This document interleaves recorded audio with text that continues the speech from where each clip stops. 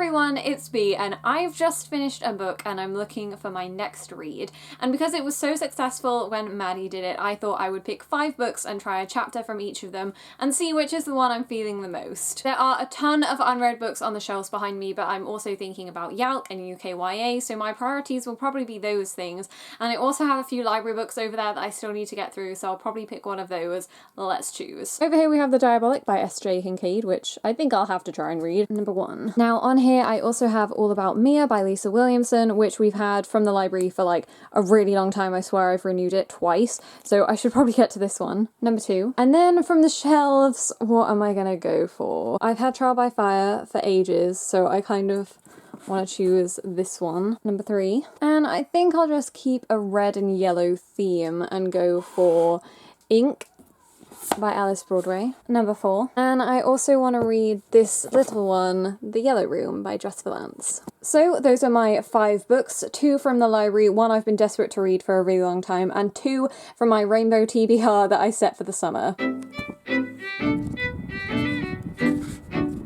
I've now read 2 chapters of The Yellow Room, actually, because the first one was only 7 pages and I didn't feel like that was enough for me to really get to grips with the writing. So far, all that's happened is Anna has received the letter from Edie, the woman that was spending time with her dad before he died. And before that, her friend came over to wake her up to take her to school. So it's very pedestrian at the moment, and we've now met the 3rd friend, George. So it hasn't quite intrigued me just yet, but I think simply because it's 260 pages, this is still in the running, because I'm very in the mood for short books.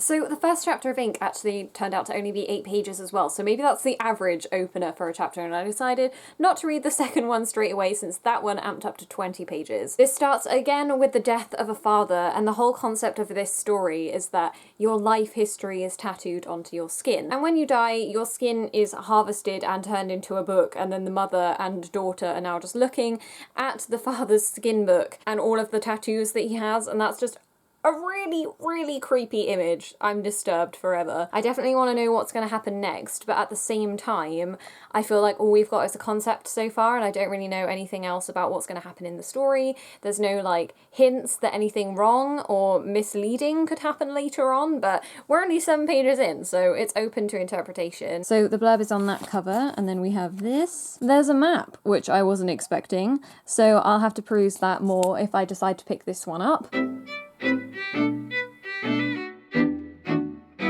So, Chapter 1 of Trial by Fire by Josephine Angelini turned out to be 20 pages, which I think is a really good length actually. I thought it would be too long, and the font is tiny. So I got a lot of information. I feel like I have a great grasp on the characters. This is also the first book that I've read in this session in 3rd person, and I think I like it a bit more maybe. I've never really known whether I have a preference for 3rd or 1st because I think it really does depend on the situation and what you're writing, but this, it's really working because I feel like I have a sense of all of the characters. Normally if it's a 1st POV, you get to know the secondary characters before you get to know the 1st because it's easier to comment on someone outside of yourself. So this is, I think, linked to The Crucible because the characters so far have names like Proctor and Corey. I know witches are going to turn up at some point, but I don't know where. I'm pretty sure this is also sort of like an alternate universe story. I don't know if the main character Lily can switch between herself now and then maybe a Proctor in the past. I don't know. None of that has really happened yet. So far I know that Lily has some sort of like degenerative health problem that means she has allergy symptoms all the time. She's also in love with her best friend Tristan, and I love that name, but this guy's a D-bag from the sound of it. Her mum also has schizophrenia, so there's a lot going on for her, and what do you know, another absent dad. I think I'm liking this one the most out of the stories I've read, but it was the one I was most interested in before I started reading.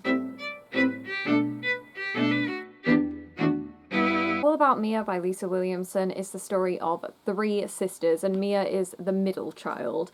And unlike the other characters I've read so far for Try a Chapter, Mia is the most exciting. She's the one that's got the most going for her as a main character, because I think in all of the other stories I've liked the side characters more. But this one, Mia just seems like she's going to be an explosion, full of trouble, and already she's done some questionable things. So I'm not sure if I'm going to like her in the end, but I like the dynamic of sisters, and I'm looking forward forward to continuing with this one. This one so far I think has been the easiest to read because it's just simple and it's very down to earth in real life situations. I've only read like one sentence and I'm already confused. There are 3 terms that I have no idea what it means. This is what it's like to read sci-fi. So The Diabolic opens with a prologue of sorts, which is different to the other things that I've read, and I think it starts years before the actual event of the plot. So The Diabolic is an army of like small robot children, I assume, and the one in this story is called Nemesis, and she is there to protect the daughter of some high-ranking people in the sci-fi world. And I'm hoping that this is going to develop into an FF relationship, because so far Nemesis is starting to feel love towards this young girl, and I don't know whether that's a protective love or if it's just like a friendship love, but I'm kind of hoping it's going to be a romantic love, because that would make this sci-fi story like 10 times better for me. I am intrigued. I was very nervous with the first page because I understood nothing, and I think you kind of need to read like 50 pages of a sci-fi story all in one go to really like get into it and settle into the groove. But I don't think I'm going to, because I'm more into the other stories, so I'll probably have to reread that first chapter, otherwise whoop, everything's gonna go over my head. But I do feel like that was kind of cheating since that wasn't chapter 1 proper, but it was still like 10 pages, so we'll go with it. As for what book I'm going to read now, I really don't know. I have never done this before. Normally I just pick up one book and then read it, so to have like dipped into 5 things is just a bit overwhelming, and I liked quite a few of them, and my heart is telling me go for Trial by Fire because that's the one you've wanted to read the longest, but then my head's like, but you also want to read The Yellow Room because it's short and you can get it done.